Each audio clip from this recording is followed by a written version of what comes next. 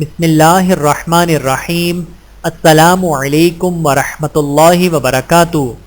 نوکری و کاروبار کے لیے نکلتے وقت نیت درست کریں۔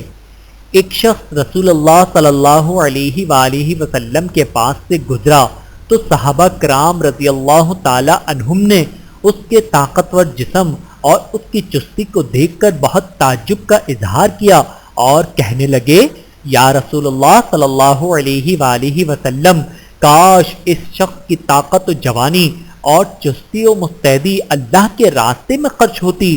رسول اللہ صلی اللہ علیہ وآلہ وسلم نے ارشاد فرمایا، ایسا نہ کہو، اگر یہ گھر سے اس لیے نکلا کہ اپنے چھوٹے بچوں کے لیے دوڑ دھوپ کرے تو یہ اللہ ہی کے راستے میں ہے، اسی طرح اگر یہ اس لیے نکلا کہ اپنے بوڑھے والدین کی ضروریات پوری کرے تو پھر بھی یہ اللہ کے راستے میں ہے، اور اگر یہ اس لیے نکلا کہ اپنے آپ کو دستے سوال پھیلانے سے بچائے تو یہ بھی اللہ ہی کے راستے میں شمار ہوگا، اور اگر یہ اپنے اہل خانہ کی ضروریات پوری کرنے کی غرض سے نکلا ہے تو اسے بھی اللہ کا راستہ ہی کہا جائے گا۔ ہاں، اگر یہ گھر سے اس نیت سے نکلا کہ دوسروں پر فخر اور بڑائی جتائے اور اپنی دولت مندی کا مظاہرہ کرے تو پھر اس کی یہ دوڑ دھوپ شیطان کے راستے میں شمار ہوگی۔ بحوالہ طبرانی شریف، حدیث نمبر 940۔